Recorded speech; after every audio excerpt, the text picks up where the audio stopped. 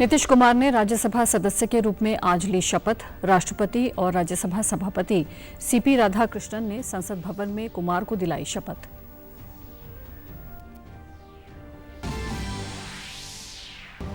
हरियाणा के मुख्यमंत्री ने चंडीगढ़ में विभिन्न योजनाओं के तहत लाभार्थी राशि वितरण समारोह में की शिरकत। कहा, हर महीने लाभार्थियों को विभिन्न योजनाओं के माध्यम से लाभ पहुंचाने का किया जाता है काम। और वाणिज्य एवं उद्योग मंत्रालय तथा pharmaceutical export promotion council of India के संयुक्त तत्वाधान में फार्मा क्षेत्र को स्केलिंग देने और निर्यात बढ़ाने हेतु कार्यक्रम का चंडीगढ़ में किया गया आयोजन। नमस्कार, चंडीगढ़ से आपका स्वागत है। मैं हूं भानुप्रिया। अब समाचार विस्तार से। बिहार के जदयू प्रमुख नीतीश कुमार ने आज राज्यसभा सदस्य के रूप में शपथ ली। उपराष्ट्रपति और राज्यसभा सभापति सीपी राधाकृष्णन ने संसद भवन में श्री कुमार को शपथ दिलाई।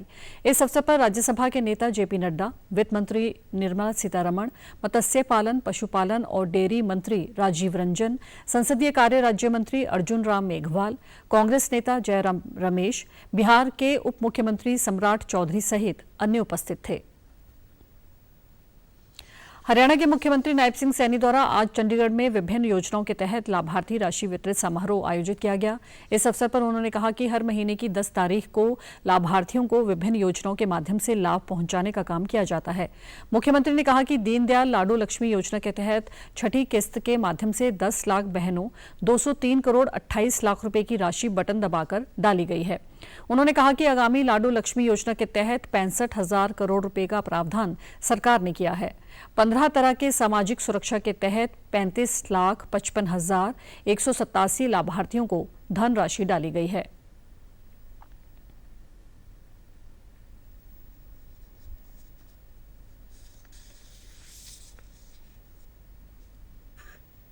कि आदरणीय प्रधानमंत्री नरेंद्र मोदी जी का जो संकल्प है, महिलाओं को आर्थिक रूप से सशक्त करना, मजबूत करना, आदरणीय प्रधानमंत्री जी का जो विजन है महिलाओं का सशक्तिकरण करना विभिन्न योजनाओं के माध्यम से, उनकी सोच के आधार पर यह डबल इंजन की सरकार गति से काम कर रही है, बहनों को सशक्त करने का काम कर रही है। उन्होंने कहा कि आम आदमी को लाभ पहुंचाने का काम प्रधानमंत्री नरेंद्र मोदी ने किया है। दयालु योजना के बारे में बोलते हुए उन्होंने कहा कि इस योजना को ऑनलाइन किया है। इसी के तहत 7,875 लाभार्थियों को 998 करोड़ 7 लाख की राशि डाली गई है। अनुसूचित जाति के किसानों को 645 किसानों को 19 करोड़ 35 लाख की राशि ट्रैक्टर सब्सिडी जारी की गई है।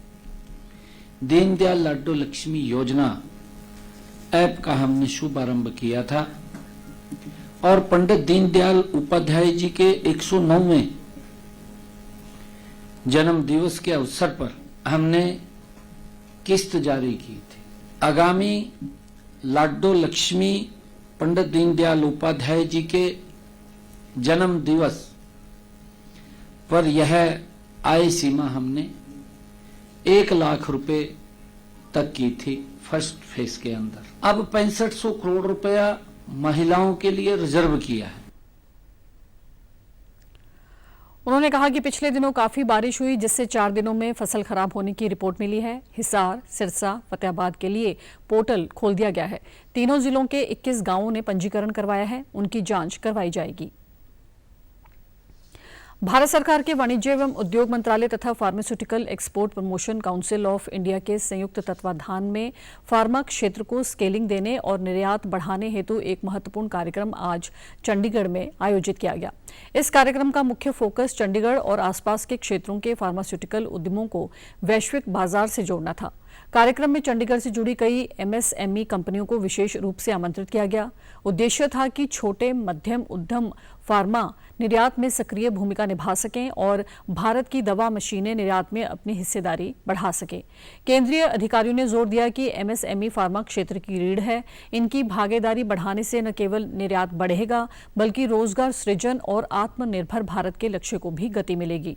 Deputy regional chairman EEPC Arun Shukla ने बताया कि ऐसे प्लेटफॉर्म से छोटी कंपनियां बड़े निर्यातकों के साथ प्रतिस्पर्धा कर सकेंगी और भारत को वैश्विक फार्मा हब के रूप में और मजबूत बनाया जा सकेगा। हम लोग अभी कॉमर्स मिनिस्ट्री को रिप्रेजेंट करते हैं और उसमें उसका फोकस सेगमेंट है फार्मा मशीनरी को सपोर्ट करना, उसके एक्सपोर्ट के लिए भी, और थ्रू फार्मा जो मशीन के इक्विपमेंट्स पे जो नए इनोवेशंस और जो ऑटोमेशंस करके फार्मा सेगमेंट को बढ़ावा देने के लिए और रेगुलेटरी कंप्लायंस को पूरा सपोर्ट देने के लिए हम लोग काम कर रहे हैं और इसमें गवर्नमेंट ऑफ इंडिया का बड़ा सपोर्ट है। इस बारे में जानकारी देते हुए रीजनल डायरेक्टर ईईपीसी राकेश सूरज ने बताया कि आज चंडीगढ़ में फार्मा मशीनरी के निर्यात को लेकर एक रोड मैप बनाया जा रहा है ताकि दिल्ली में सितंबर में होने वाले एक्सपो 2026 में ज्यादा से ज्यादा कंपनियों को निर्यात किया जा सके। लैबनेक्स्ट एक्सपो जिसमें कि मोर देन 300 एग्जिबिटर पार्टिसिपेट करने जा रहे हैं। साथ ही साथ हम लोग 150 इंटरनेशनल बायर को भी स्पॉन्सर करके RBSM के लिए बुला रहे हैं। तो ये हमारा फोकस एरिया है फार्मा मशीनरी को एडवांस लेवल पर लेकर जाने के लिए। आज के डेट में इनका कंट्रीब्यूशन जो है that is more than 1.5 billion US dollar से ऊपर का है फार्मा मशीनरी सेगमेंट का। तो हम चाहते हैं कि ज़्यादा से ज़्यादा यहाँ से एक्सपोर्ट हो सके, इसीलिए इंटरनेशनल एग्जिबिटर भी आ रहे हैं, बायर भी आ रहे हैं और अक्रॉस द इंडिया पार्टिसिपेशन जो है हमारे बेसिकली गुजरात से, महाराष्ट्र से, तेलंगाना से, सभी जगह से पार्टिसिपेशन हो रहा है। वहीं senior joint director EEPC Pallavi Saha ने बताया कि भारत सरकार की मदद से फार्मा मशीनरी एक्सपो दिल्ली में आयोजित किया जा रहा है ताकि फार्मा मशीनरी का निर्यात करने के लिए भारत इंडिया और बाहर दोनों के लोगों पे इक्वल हम फोकस करने वाले हैं जिससे एक्सपोर्ट को बढ़ावा मिल सके। इसके अलावा जो इंडस्ट्री की हैंड होल्डिंग करनी है in terms of technology transfer, in terms of B2B, in terms of policy support, क्योंकि इसमें हम बड़े बड़े स्पीकर्स को भी देश और विदेश दोनों जगहों से बुलाने वाले हैं, जिससे ये एक B2B एग्जीबिशन के प्लेटफॉर्म होने के साथ साथ technology transfer, tie up, joint venture का भी एक बहुत बड़ा प्लेटफॉर्म बन के उभर पाए। पंजाब के राज्यपाल गुलाब चंद कटारिया ने पटियाला की सरकारी महिंद्रा कॉलेज के 150वें स्थापना दिवस सफरे फख्र के संपन्न समारोह में मुख्य अतिथि के तौर पर शिरकत की। सोशल मीडिया के माध्यम से जानकारी साझा करते हुए राज्यपाल ने कॉलेज की शानदार विरासत को नमन किया और कहा कि ये संस्था केवल शिक्षा का केंद्र ही नहीं बल्कि ज्ञान, चरित्र और परंपरा का एक शक्तिशाली प्रतीक है। उन्होंने कॉलेज द्वारा पिछले 1.5 शताब्दी से शिक्षा क्षेत्र में बहुमूल्य योगदान की प्रशंसा की। समारोह के दौरान राज्यपाल ने युवाओं को विशेष संदेश देने का निमंत्रण दिया कि वे अपनी शिक्षा का लाभ समाज के कल्याण और राष्ट्र निर्माण के लिए करें। उन्होंने जोर दिया कि असली शिक्षा वही है जो मनुष्य के लिए समाज के प्रति जिम्मेवार बनाए। इस ऐतिहासिक अवसर पर कॉलेज की उपलब्धियों को याद करते हुए उन्होंने उम्मीद जताई कि सह संस्था भविष्य में भी देश को प्रतिभाशाली नागरिक प्रदान करती रहेगी।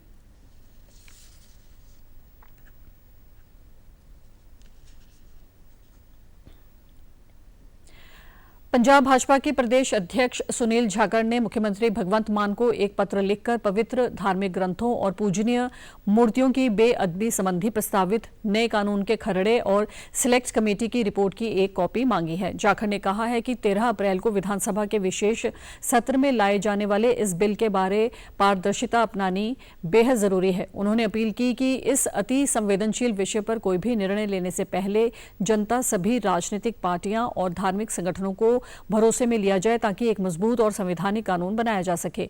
पत्र में जाखड़ ने सवाल उठाया कि जुलाई 2025 में मनाई गई 15 सदस्यीय सिलेक्ट कमेटी का कार्यकाल समाप्त होने के बावजूद रिपोर्ट अभी तक सार्वजनिक क्यों नहीं की गई। उन्होंने कहा कि पवित्र ग्रंथों के बेअदबी के मामले सिर्फ कानूनी ही नहीं हैं बल्कि सामाजिक सांझ और धार्मिक आस्था के साथ जुड़े हैं। हरियाणा के राज्यपाल प्रोफेसर असीम कुमार घोष ने लोक भवन हरियाणा में हरियाणा सेवा का अधिकार आयोग की 2024-25 की वार्षिक रिपोर्ट के विमोचन अवसर पर कहा कि निर्धारित समय अवधि में आमजन तक सरकारी सेवाएं उपलब्ध करवाने में हरियाणा देश के अग्रणी राज्यों में शामिल है, जो कि हम सबके लिए गर्व की बात है।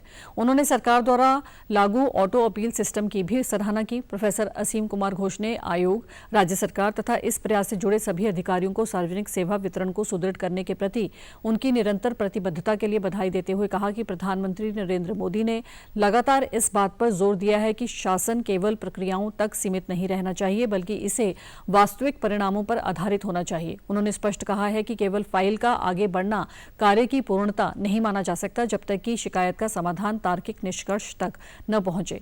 राज्यपाल ने यह भी रेखांकित किया कि शिकायत निवारण लोकतंत्र का एक प्रमुख स्तंभ है, जहां प्रत्येक नागरिक को समयबद्ध और सार्थक उत्तर मिलना चाहिए। हरियाणा राइट टू सर्विस ढांचा इन सिद्धांतों को सुव्यवस्थित रूप में एक साथ लाता है।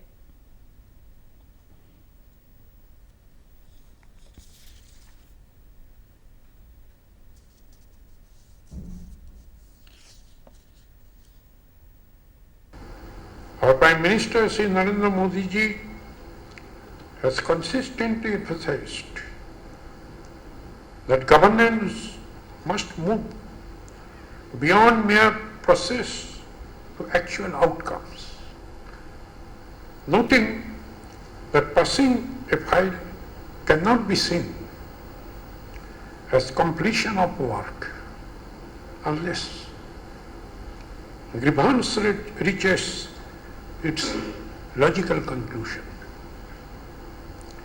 He has also underscored that grievance redressal is a core pillar of democracy.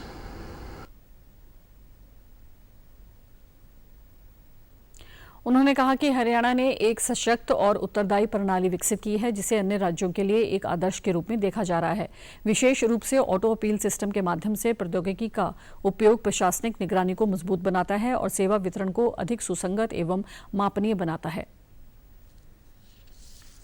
Punjab के वित्त मंत्री हरपाल सिंह चीमा ने कल पेंशनर सेवा पोर्टल से संबंधित देरी और महत्वपूर्ण लंबित मुद्दों की समीक्षा के लिए बैंकों के साथ एक उच्च स्तरीय बैठक की अध्यक्षता की। बैठक में समय सीमा में हुई देरी, अधूरे कार्यों और सिस्टम की कमियों पर विस्तार से चर्चा की गई। उन्होंने तत्काल अनुपालन, तेजी से एकीकरण और लंबित मामलों के निपटारे के लिए निर्देश जारी किए और स्पष्ट किया कि भविष्य में पेंशन भुगतान पूरी तरह बैंकों के प्रदर्शन और वास्तविक प्रगति से जुड़ा होगा। इस बारे में विस्तृत जानकारी देते हुए वित्त मंत्री ने सरकार के रुख, पूर्व में की गई कार्यवाही और सभी संबंधित वित्तीय संस्थानों से भविष्य की अपेक्षाओं को विस्तार से बताया। उन्होंने कहा कि पिछले वर्ष 24 दिसंबर को हुई प्रारंभिक बैठक के बाद से वे इस पूरे मामले पर नजर रखे हुए हैं, जिसमें बैंकों ने पोर्टल से जुड़े कार्यों को पूरा करने के लिए विभिन्न समय सीमाओं का आश्वासन दिया था। वित्त मंत्री ने बताया कि पिछले वर्ष नवंबर माह के सभी ई स्क्रॉल बैंकों द्वारा अपलोड कर दिए गए हैं और राज्य सरकार द्वारा भुगतान कर दिया गया है। अब डिजिटल लाइफ सर्टिफिकेट जमा करने और पेंशनर सेवा पोर्टल को बैंक सॉफ्टवेयर से जुड़ने की प्रक्रिया में तेजी लाने की आवश्यकता है। वित्त मंत्री ने निर्देश दिए कि बैंकों को मानक संचालन प्रक्रियाओं का पालन करते हुए और पेंशनर सेवा पोर्टल में निर्धारित गणनाओं व फार्मूलों के अनुसार पूरी तरह सही स्क्रॉल अपलोड करने चाहिए ताकि उन्हें शीघ्र स्वीकृति मिल सके।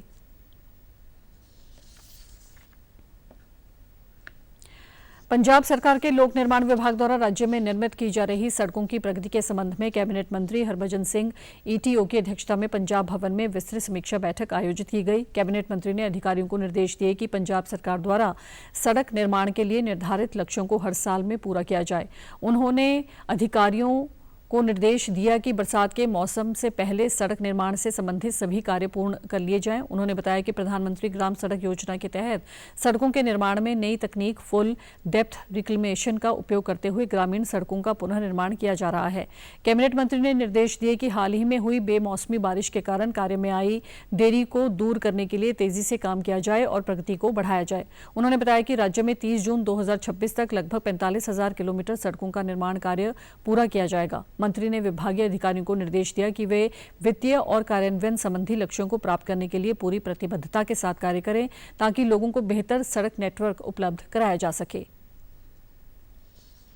श्री अमरनाथ श्राइन बोर्ड ने घोषणा की है कि इस वर्ष यात्रा के लिए पंजीकरण 15 अप्रैल से निर्धारित बैंक शाखाओं के माध्यम से शुरू हो रहा है।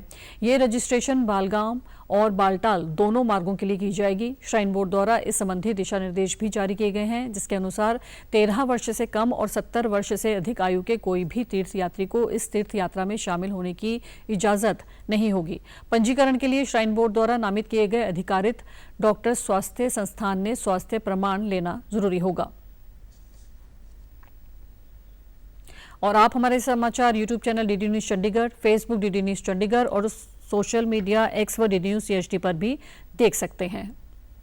इसी के साथ चंडीगढ़ से समाचारों का सिलसिला समाप्त होता है। नमस्कार।